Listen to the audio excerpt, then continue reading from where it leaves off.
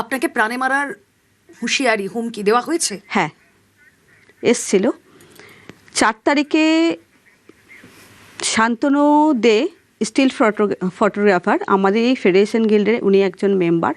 উনি আমার বাড়িতে 4 তারিখে রাত্রি 8:30টার সময় আমার বাড়িতে আসে এবং এসে আমাকে বলে যে বাপি মালাকারের নামে তুমি যেই চিঠিটা সৌরভ বিশ্বাসের কাছে দিয়েছো, সৌরভ বিশ্বাস তো আমাদের প্রেসিডেন্ট, মাদার বাড়িতে রয়েছে, সে চিঠিটা তুমি তুলে নাও, না হলে কিন্তু সৌরভ বিশ্বাস এবং বাপি মালাকার মিলে তোমাকে মার্ডার করে দেবে এবং এমনভাবে মার্ডারটা করবে যেটার কোনো চিহ্নই থাকবে না এবং সেটা দেখানো হবে তুমি সুসাইড করেছো। একজন স্টিল ক্যামেরা পার্সন আপনার বাড়িতে এসে হুমকি দিচ্ছেন? হ্যাঁ। সেটা কত তারিখ? 4 এপ্রিল। 4 এপ্রিল। আপনি চিঠি কবে দিয়েছিলেন? আমি 23 মার্চ।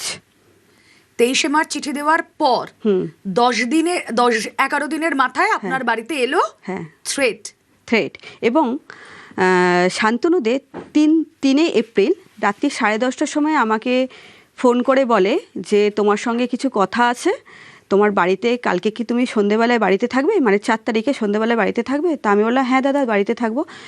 বলছে তোমার সঙ্গে সামনাসামনি কিছু কথা বলার আছে, আমি তোমার বাড়িতেই আসবো। তা আমি বলছি কোনো ভাইটাল কিছু কথা? তা বলছে যে হ্যাঁ সেটা ফোনে বলা যাবে না, সেটা তোমার বাড়িতে এসেই বলবো।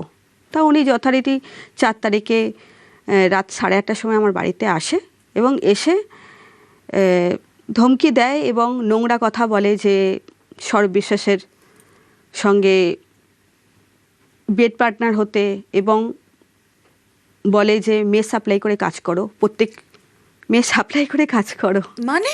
হ্যাঁ, প্রত্যেক সপ্তাহে নাকি সৌরভ বিশ্বাস এবং মানে আমাদের গিল্ডের যে সেক্রেটারি আছে বাপি মালাকার, ওনার নাকি প্রত্যেক সপ্তাহে একটা করে নতুন নতুন মেয়ে লাগে। আপনাকে সেই মেয়ে সাপ্লাই দিতে বলার কারণ? আমি ঠিক বলতে পারবো না কেন এই কথাটা বললো। উনি একটা কথা বলেছিল যে তোমার তো বয়স হয়ে গেছে, তোমার তো বয়স হয়ে গেছে, তুমি বরং মেয়ের সাপ্লাই দাও। তারপরে পরেক্ষণে আমি বলছি কি আমি কি মেয়ের বিজনেস করি যে আমি মেয়ের সাপ্লাই দেবো? এসব কী কথাবার্তা বলছো তুমি?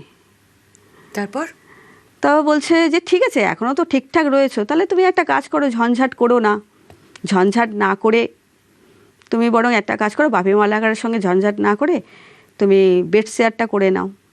এবং এটাও কানে এসছে একজনের থ্রু যে আমাদের অফিসের মধ্যে এইসব মানে মেয়েদের নিয়ে শোষণের কারবার চলতো।